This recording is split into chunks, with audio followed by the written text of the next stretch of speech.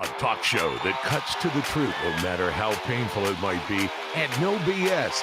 Citizen Smith, Citizen Smith, Citizen Smith. Here's a man who would not take it anymore. A man who stood up against the scum, the dogs, the filth. Here is someone who stood up. It's time for Citizen Smith.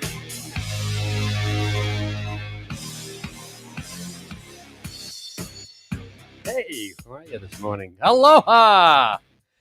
On this beautiful, kind of overcast Friday, joining me in studio is Pete Lee, my astute, very smart Asian American man. You're too kind. Born and raised in Portland, don't kid yourself. He's not like Simu Liu, born in China, then came to America. Did you know that, Justin McDonald? Who? What? Simu Liu, the Asian star of I did not know that. Shang-Chi. I thought he was Canadian. I just read about it today. He's born in China, came to Canada. Oh, Awesome. How's it going, eh? I didn't know that. And you know what? He's getting backlash from the nationalist Chinese about his, by the way, I am drinking out of my Xi'an Starbucks coffee cup in celebration of Shang-Chi. So he had some critical comments about his former country of birth in 2017. And now the backlash has begun since his movie is supposed to debut in China, where they expect to make $1 billion. And the nationalists don't like overseas Chinese making critical comments about their country. They will boycott your film. yeah, but will people in China watch it anyways? Shang-Chi? Mhm. Oh, yeah. They're The going to movie? flock to that Marvel comic book supercharged, special effects movie. So is it kind of like a Streisand effect when the government gets all unhappy about something, people will get around the Great Firewall to watch it anyways? Well, it's going to be at theaters. So they're going to, but there's a nationalist thing going on in China. If you're even critical, they don't like overseas being critical. And there's also a movement where overseas people from China who have residence cards, like in America and Canada, are renouncing their cards overseas and becoming sole Chinese citizens. There's that kind of nationalist fury going on in the country today. Interesting. But I didn't realize he was from China, and now we'll see if the box office does take a hit because he was critical. Mhm. Speaking of Chinese, a Chinese Canadian is now in the finals of the U.S. Open at 18 years of age. She just turned 19 a few days ago. Leyland Fernandez. Actually, she's Spanish Canadian, and then she's going to be playing a part Chinese, part British or Canadian, who's 18 years of age. And she also made it into the finals from Britain, Emma Raducanu. And my mother tells me she's part Chinese, so I wasn't wondering. She's beautiful, gorgeous girl. But the two teenagers will be facing off in the U.S. Open Women's Finals Saturday, which I can't wait to watch. It's the first time, first of all, that a qualifying player in Raducanu is in the finals. That means she had to play qualifying matches before the U.S. Open. At the U.S. Open, they have qualifying matches for people who don't trying to get in. She had to win 3 matches to get in, just to start the process of winning her matches in the final and in the U.S. Open tournament. So she's played 8 matches already, and she's only 18 years old, and she dismantled the player yesterday that she was playing against, who was another ranked player, 17th ranked Maria Sakkari of Greece, 6'1", 6'4". Beautiful player, graceful on the court. And so Leyland Fernandez also took care of Sabalenka, Arina Sabalenka of Belarus, 7'6", 4'6", 6'4". And Sabalenka, number 2 ranked player. Now, Fernandez also beat Naomi Osaka, another ranked player after that, and And when she was beating Sabalenka is this buff Chinese veteran, buff tennis veteran. She sits down, she's smashing a racket, and she bam, bam, bam, and just smashed the hell out of it. And then the fans are kind of booing a little bit. She's wondering why they're not cheering for her. So to me, it's wonderful to see these young ladies who A, are classy, B, aren't like these muscular, buff, fitness crazed tennis players who will go for the power game and aces. They strategize, they hit the ball well, and they play the game the way it's supposed to be. And you looked at them and you're like, how are these thin, well fit, but thin, are like the old school build of a tennis player, female tennis player, going to build these strong, European players and Russian players. And they did and I was great to see because I like to see like the Chris Everett Lloyd type of tennis player returning. Not I'm going to muscle you off the court. Right. I'm going to hit smooth, clean shots, drop shots, play the net well, get to the ball baseline, and strategize and win. And that's what these two young teenagers who are in the U.S. Open brought back to the game. And I cheer you both on. Thank you for making tennis what it should be by the women players today who have lost their way, smashing the racket, yelling when they hit the ball. They don't do any of that. Nice. Obviously, you don't watch tennis. Well, I did some with you, and it was a great experience. That's right. You just but it sounds like you're not in favor of the all-doping World Tennis Championship. Yeah, well, they look, these girls are muscular. I don't know if they're on anything. They get tested a lot, so I wouldn't assume anything, but I don't think so. I think they're good. Yeah. So Pete gave me the grand tour of Portland, and he's born and raised here, so I got to see places that I would never even. I hadn't thought about going to the Japanese Garden. I hadn't thought about going to the Pittock Mansion. Pittock Mansion. Pittock Mansion. The first this massive mansion in Portland that was owned by this gentleman who started a newspaper, which eventually became the Oregonian, right? And of course, a publisher from newspapers had one of the great mansions and homes in Portland. Little do people remember how wealthy newspaper publishers always were leading the way with the industrialists, right, for money and control of power. Yeah. And this was back in the late 1800s that he built this gorgeous home that you can visit. And there were quite a bit of tourists. And the Japanese Garden, which we didn't visit, which I have to, is in Forest. No, what park is that? Near Washington Park. Washington Park. Yeah, in the West Hills. But, Ken, you got to give yourself some grace here. You've only been here for, 6 months now? Yeah, going on 6. You know the city pretty darn well for being here a relatively small amount of time, especially during the pandemic.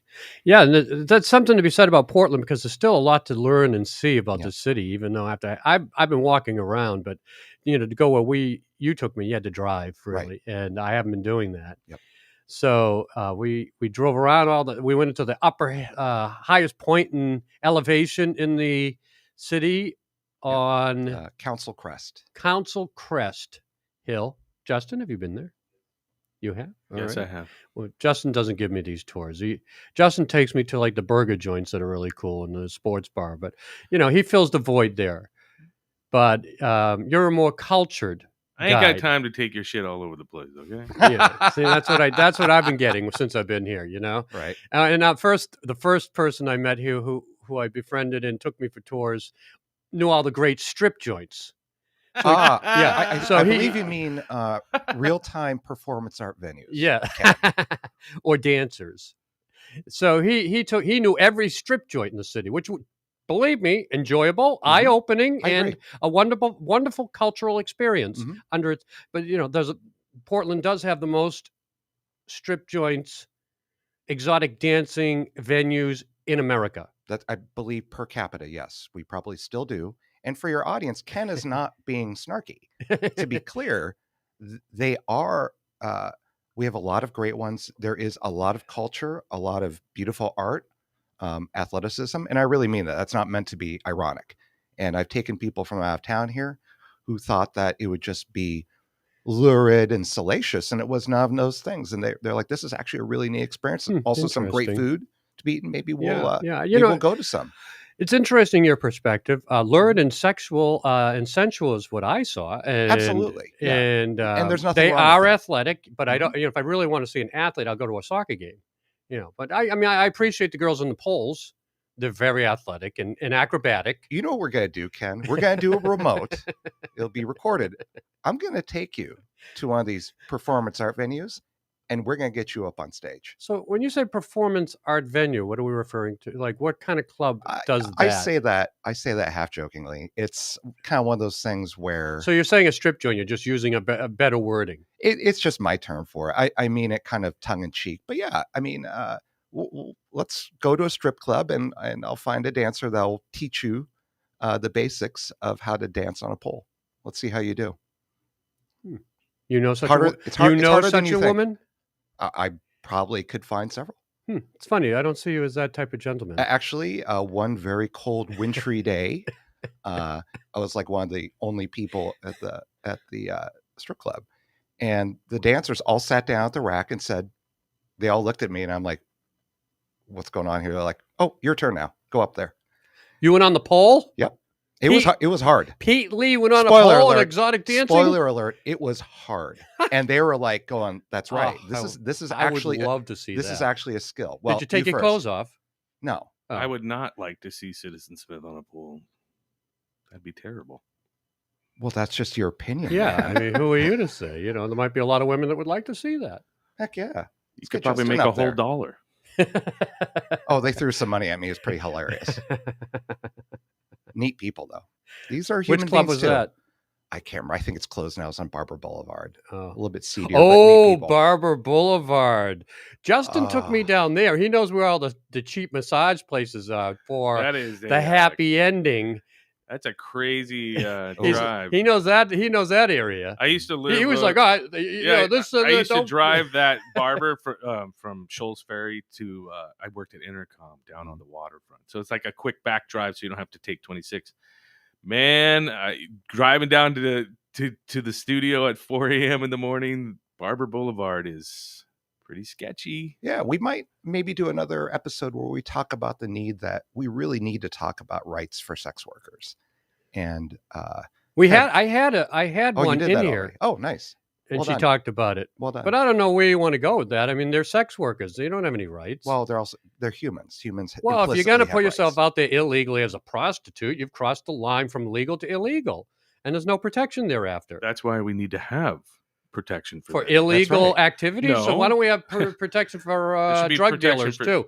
All right, I'm just being the devil's advocate. I just don't get it. If you're doing something illegal, it used to be illegal to be gay. For legal protection. It used to be illegal to be gay. We'll have to make sex workers, let's put it bluntly, prostitutes who sell themselves for sexual pleasure for money.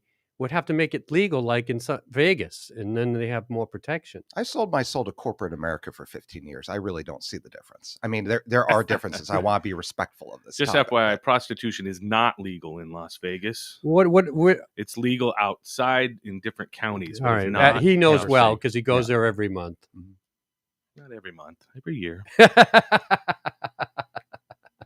I knew there was a stipulation there. I never understand why Vegas doesn't allow it in Vegas, and they allow it on the perimeter in the suburban areas or whatever. I don't get it. You got to drive a little ways. Oh, is that what it is? They want to get them out of the strip and stuff. And oh yeah. I know is when the hookers are still there. All I know is in Vegas when you're sitting at a bar, it's pretty easy to meet a hooker. It's real easy. Yeah, they come up to you like one gal did way back when I was there in her wonderful fur coat and just was this gorgeous black woman who sat down with me, African American, and she kind of gave us a glance. Hey, I'm like, oh, I thought you just wanted a drink.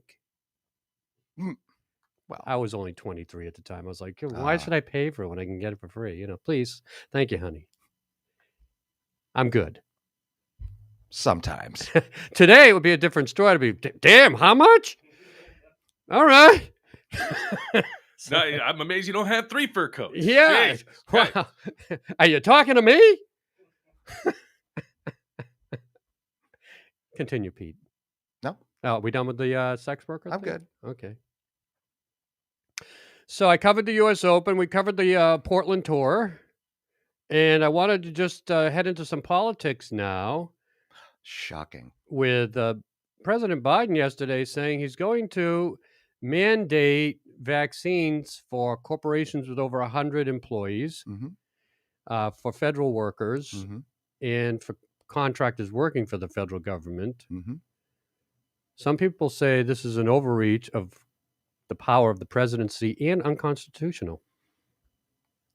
I think this is just a very sensible public health measure in a really difficult Well, time. I don't know how sensible it is. Well, I'd say, well, I'll just give you my perspective for what it's worth. I've been a volunteer EMT in Oregon for about 30 years. My aunt got polio 6 months before the vaccine was available, contracted polio, continues to have impacts to her life to this day from it. And, you know, in life, there's nothing that we do to protect ourselves that's fully guaranteed.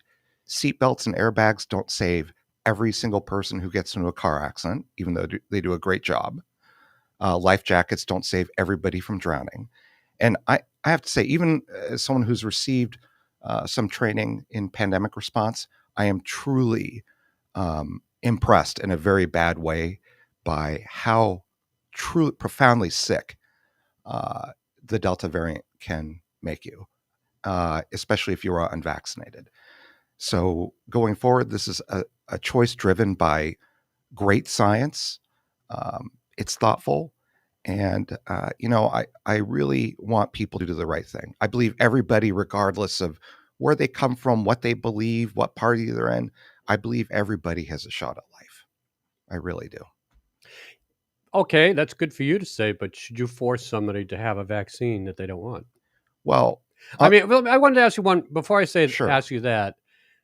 We did mandate polio and mumps and measles vaccines, right? smallpox, I think. Smallpox. Yep. They were mandated. Correct. So why would they? I'm not so I believe opposed. I believe to go to school. Maybe some of the audience can correct me. I'm not an epidemiologist, I should know, but I believe MMR is required for school.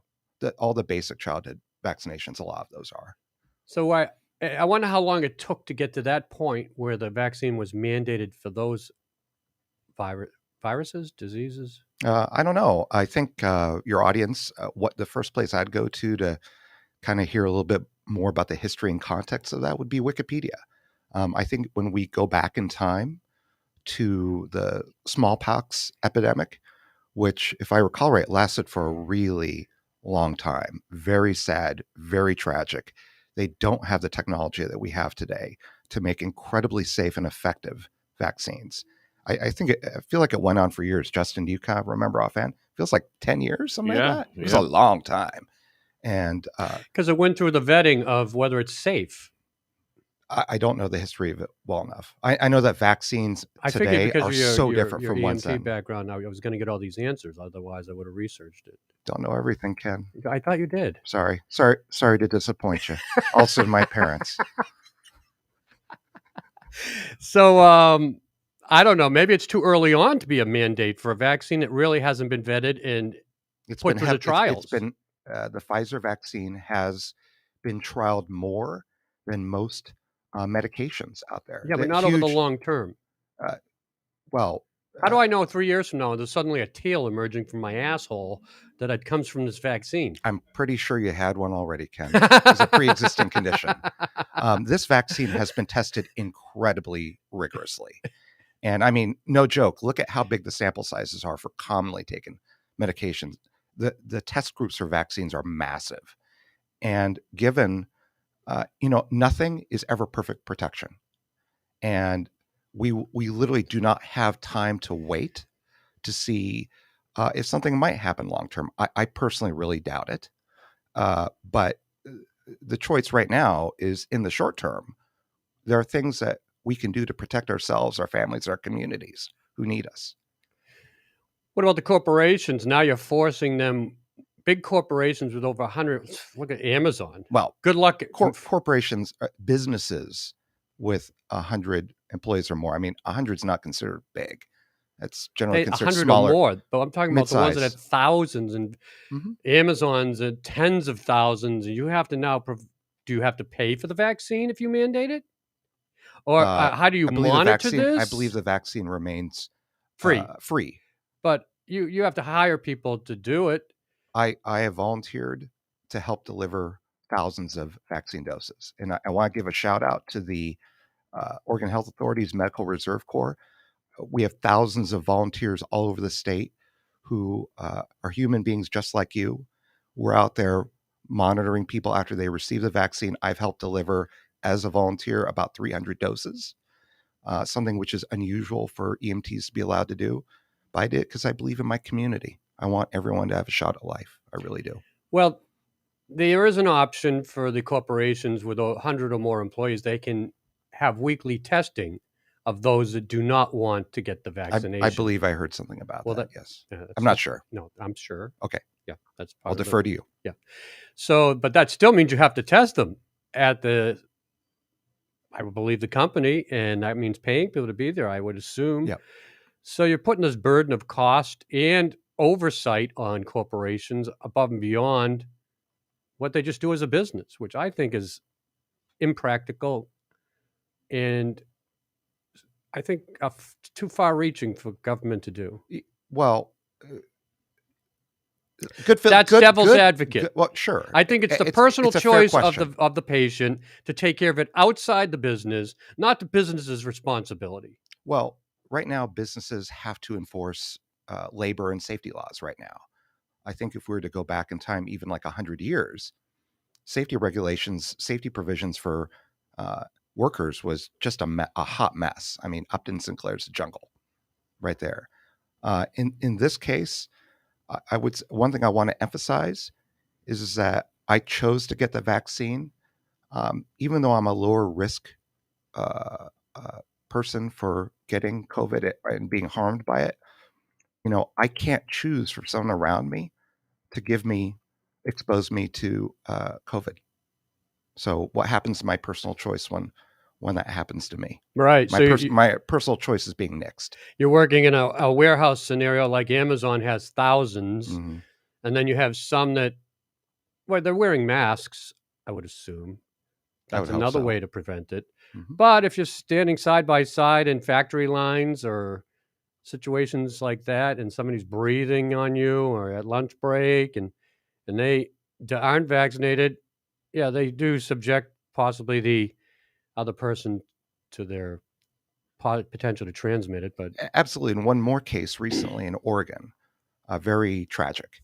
One person, healthcare worker, I believe in a long-term care facility, one person who was unvaccinated gave it to over 60 people.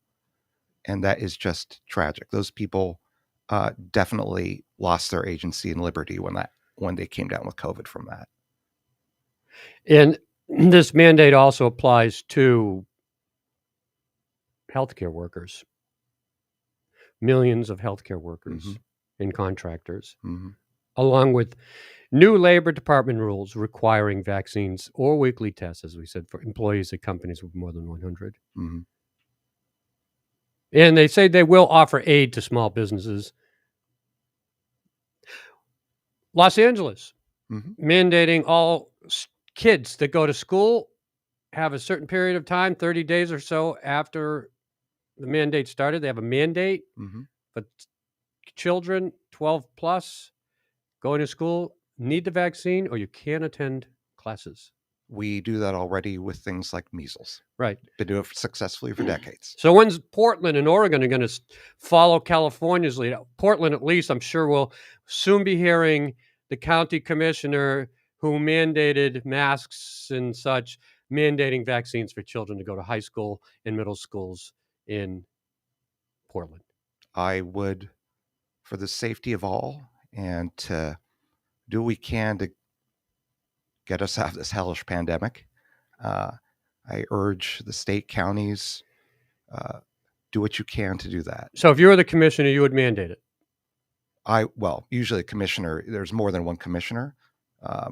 From my background, well, I don't know. There was one commissioner who made the decision in Multnomah County about mandating masks.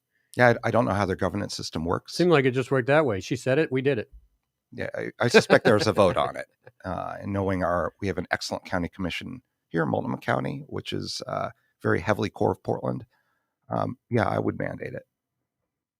Absolutely. I expect they will. because they follow Yeah. everything that California does in Oregon. Well, that's not completely true. Pretty Ken. You know true, that. yeah, from what I've seen. You just moved to Oregon. Don't Yeah, rankle from Oregonians. my observations, it's pretty much what did California just do? All right, that's to go, everybody. Round it up. We had the bottle bill first. Hello, hi, Mr. Governor, California. Yeah, this is the governor of Oregon. What did you just do? Oh, okay, we'll do it too. Remember, we used to have a sign that said, "Welcome to Oregon. Now please leave." Or it should say, "Welcome to Oregon," unless you're from California, because we do everything you do. Uh-huh. I'm not taking your shade as a native Oregonian. I just want to say. Hey, Pete, I got a question for you. Yeah, fire away. Who are the Democrats besides Tina Kotek? Who are they going to be putting up in the gubernatorial race? Because I know that Governor Brown's not, she can't run. So Thank God. So I've been hearing about all these Republicans jumping in. But I'm just wondering, besides Speaker Kotek, who's going to be? I've heard of a couple other names. I can't remember who they are offhand. This will be a very interesting race. Well, when's the gubernatorial election? I can't remember. Justin, why are you throwing this out all of a sudden? We're not prepared for these questions. Well, he works with the Democratic. I know, but nobody announcements are is just starting to be made. We still got a pool of people that are out there that we don't know about. And actually, while we're on this topic, I urge your audience to get involved with redistricting activities that the state is organizing. And everybody deserves to be heard on this. It's 2022, so it's next year. Yeah. So it's coming up. Sometime. Are we going to see any men, or do they just not exist anymore in the political climate of Oregon? What are the men of this state disappeared? Well, Bud Pierce just said he's going to run. He's Bud, how's he doing anyway? He's a Republican from Salem. I know that, and he's pretty well known. And I believe well known to who? I never heard of him. There's a Republican. Have you ever heard of Bud Pierce? I've heard the name. And then there's a Republican, Jessica Gomez. She's entering the race. Stan Pulliam. There's a bunch of Republicans that are jumped in, but I haven't seen anything on Democrats. When's the last time Oregon had a Republican governor? Oof. Tom McCall. That's a long time ago. Great governor, by the way. That was when you were a Republican.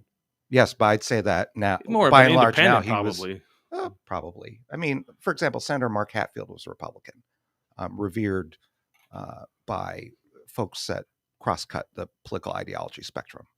So just because I'm a Democrat doesn't mean I talk shit about people who aren't.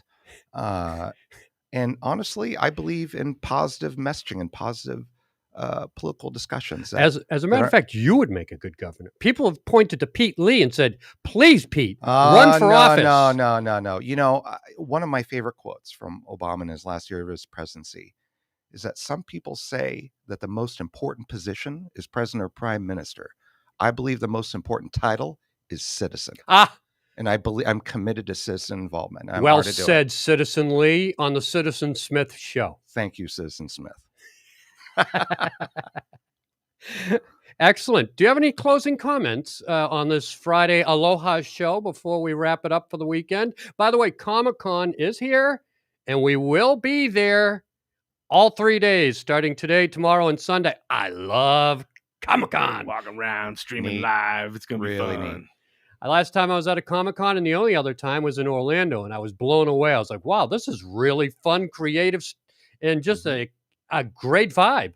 It's a good time. Every year I go every year. It's a good time. Last year sucked because it didn't happen, but looking forward to this year. We will try to maybe have some footage from it, especially interesting people. I think there's going to be some live streams going on. So well, I don't know. Let's make our decision now. Yeah, general manager, executive producer of Talkcast. When we're walking around Comic-Con, we're going to be streaming live. It'll be fun. So check out it. Well, how are they going to know? We're going to give them a little heads up. We'll give them a little heads up. And maybe we'll provide some footage from it on Man on the Street. In this case, would be Man on Comic-Con. Yeah, nice. They can get everything to work. Wonderful. You going to go? Maybe. Is it tomorrow? Have you ever been to Comic-Con? I've got meetings this weekend, unfortunately. So you can't find an hour in the day to go to Comic-Con? I probably could. Just text me, Ken. See, this guy is always haranguing me. Why is it that the white man's always bringing me down? I'm being depressed. If you've seen Monty Python, you know the skit. Talk about. Just so you guys- Buster Hoiker. I'm being oppressed. Yeah, he's a great Monty Python impersonator too. Give me a little bit from the Life of Brian. We didn't elect you king.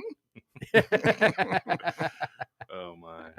Hey, I Hilarious. got a note on the polio thing. You know, yeah, you guys brought up polio. Mhm. The first vaccination attempt was in 1935. They tried it on monkeys and then on children in California, but it didn't get approved until almost 1960s.